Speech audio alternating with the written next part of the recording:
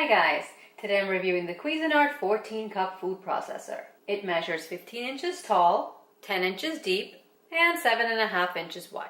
It weighs about 18.4 pounds, so it's heavy. You're not going to want to move this around often. A food processor this size is best for people who do a lot of slicing, shredding, and cooking in general. The housing is plastic. The design is elegant, sleek, and simple. There are 2 levers, one to turn on and process continuously, and one to pulse and turn off the unit. This food processor comes with the housing base, 14 cup work bowl, cover with extra large feed tube, small and large pushers, 4mm stainless steel slicing disc, medium stainless steel shredding disc, detachable stem that fits both discs, stainless steel blade for chopping, mixing, and dough, a plastic spatula, and an instruction guide and recipe booklet. It's detailed and gives you lots of tips on how to process food.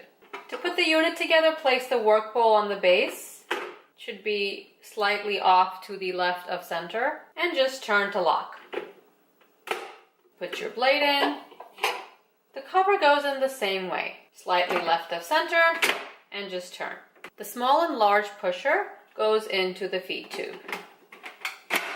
The machine won't run until the locking mechanism is engaged. If you just put the pusher assembly on top and rest it on top, the machine is not going to run. You have to push it down a little bit so the locking mechanism is engaged here. It's also very easy to take apart.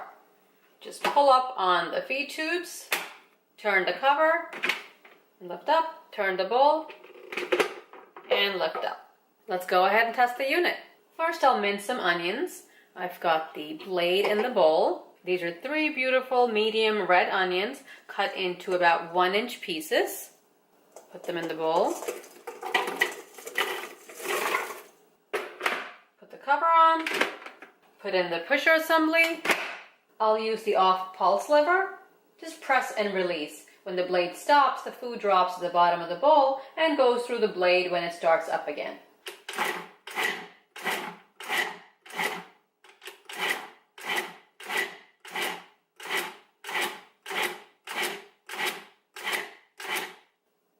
If you want bigger pieces, you can stop right here, but I want a fine mince, so I'm going to keep pulsing.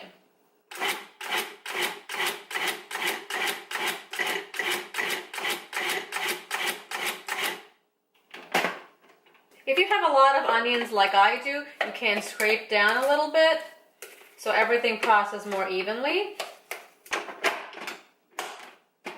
And pulse again. That looks good. I use a lot of onions for curries and sauces, so the food processor makes it really easy for me to mince the onions.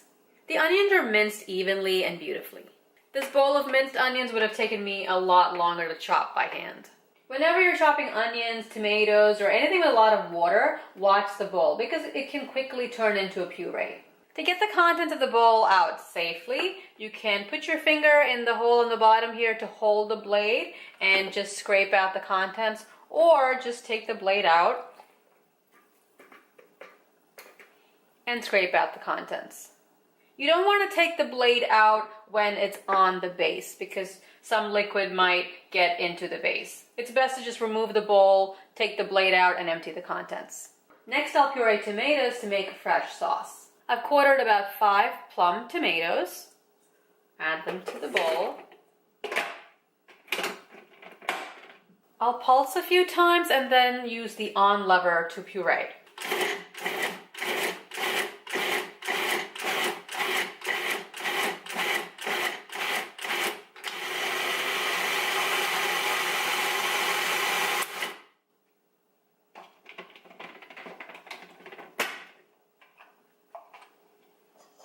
Just scrape down if you need to.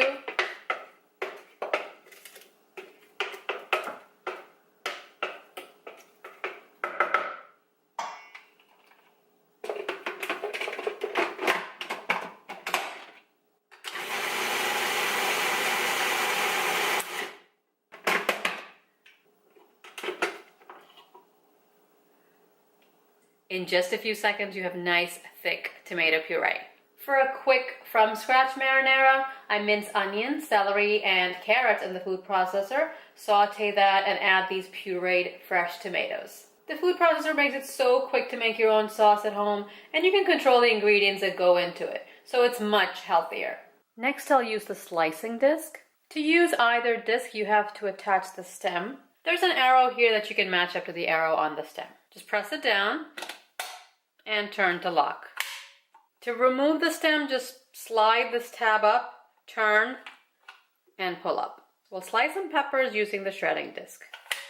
Put the stem in the center, and it'll slide down. Always hold the disc by the sides, otherwise you're going to cut yourself. The blades are very sharp. Put the cover on. I'm going to use a nice orange pepper. When you're slicing peppers and you want circles, just cut the stem off and leave the end intact. Put the pepper in the feed tube. It'll sit nicely. Put the pusher assembly on top and press the pulse lever. And that's it. That took about 2 seconds. This yellow pepper is a little bit bigger, but I'm gonna try to stuff this in here. A little too big, I think. There is a max fill line here, so you really can't put anything above that. I'm going to cut this large pepper down a little bit. That's better. Perfect. Remove the disc. Let's pull straight up. You can see that the slices are nice and even, beautiful circles. The orange peppers are also sliced evenly.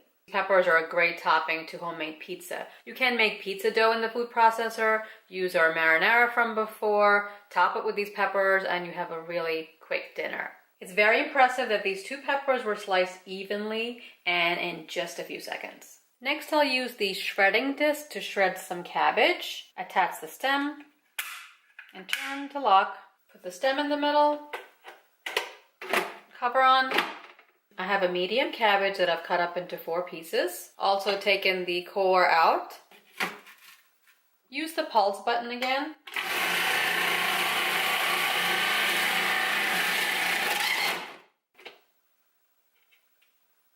It's common to find a piece on top of the shredder, especially for stuff that comes loose like cabbage.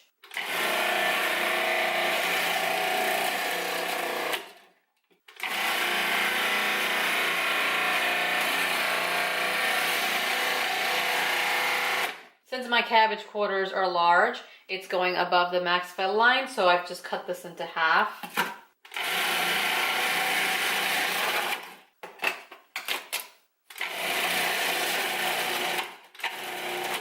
Put my large loose pieces in here at the end.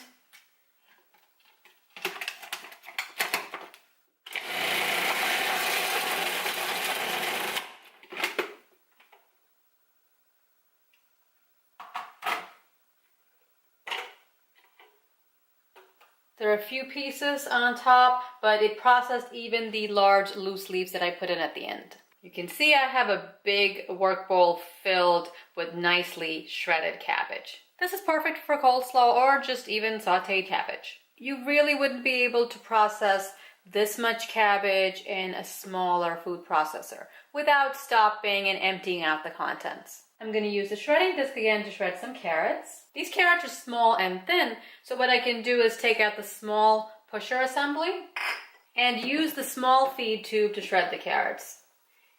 This is great if you just want to shred a few carrots for a salad. I'll use the pulse button again.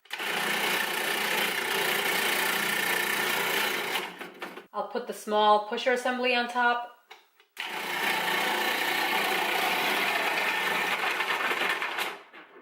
And the carrots are shredded.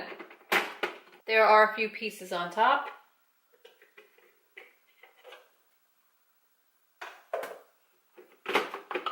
The carrots are nicely and evenly shredded. A small quantity like this is great for putting on top of salads. You can also use the extra large feed tube to grate a lot more carrots for something like carrot cake. Of course, this would have taken a lot longer if I was using a box grater. Next, I'll make hummus. I'm using my stainless steel chopping blade. I'll put in 3 cloves of peeled garlic. I I like to process the garlic first in any recipe so it'll be finely minced.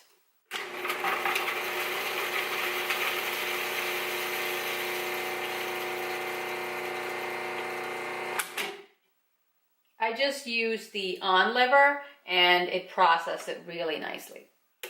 Scrape down the garlic. Now I'll add in 3 15-ounce cans of garbanzo beans or chickpeas, drained. I also have a half a cup of tahini in here. Tahini is sesame paste. About a teaspoon of salt and about a 1/4 cup of fresh squeezed lemon juice. We'll process this until smooth. First we'll pulse a few times and then we'll press the on lever.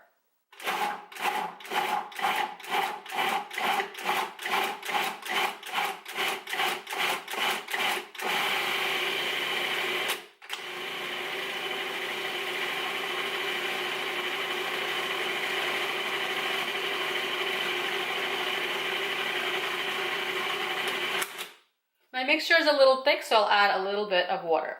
I'll take the small pusher assembly out, turn the machine on, and slowly add the water.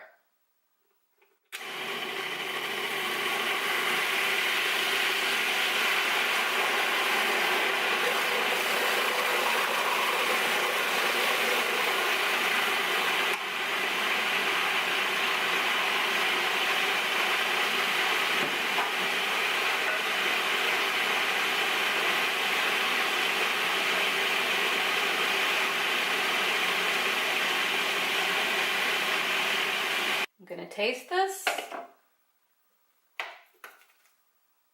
Add a little bit more salt.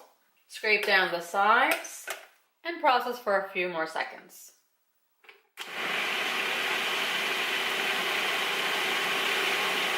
Our hummus is ready. You can see the hummus is nice and smooth. You can make the hummus as smooth or as chunky as you would like. This is really delicious, and you can make a big batch like this for a party. It's very healthy and everybody's gonna love it. I like to make a big batch like this sometimes and leave it in my refrigerator. It will last for about a week in the fridge, and it's a great after-school snack or a midnight snack for yourself. It's great with some cucumber sticks, carrot sticks, or pita chips. And a huge quantity like this would cost you a lot more to buy from the store. I like to serve the hummus with a drizzle of olive oil and some paprika.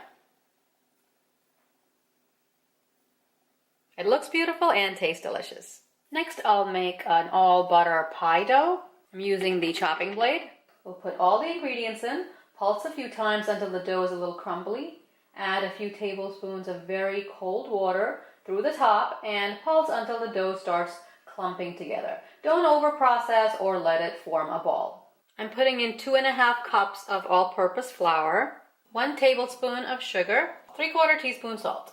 I have 2 sticks of unsalted butter that I've cut up into small pieces. Make sure your butter is very cold. After you cut up the butter, you can put it in the refrigerator or freezer for a few minutes. Make sure you have some very cold water ready, about 6 to 8 tablespoons. I'm taking the small pusher assembly out because I want to drizzle in the water while I'm making the dough. I'll pulse a few times.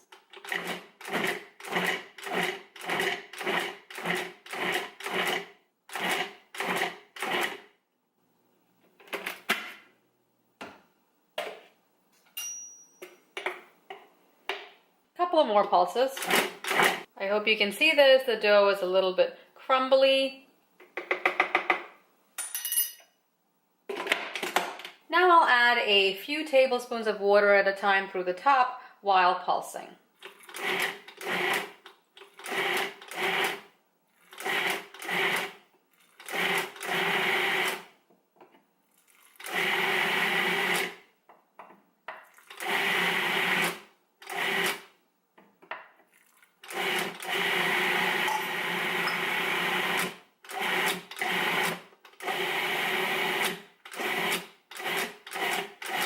You can see it's clumping up, which is what we want.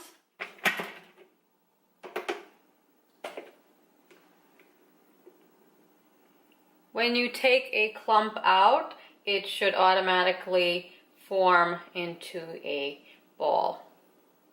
You don't want the dough to form a ball in the mixer because it'll be over-processed.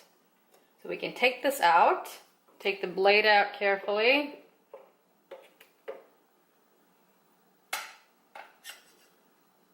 Now when you press this together, it'll easily form a nice ball. This makes 2 crusts. If you're having a lot of people over, especially during the holidays, the food processor will definitely cut down your prep time. I just like to divide this in half.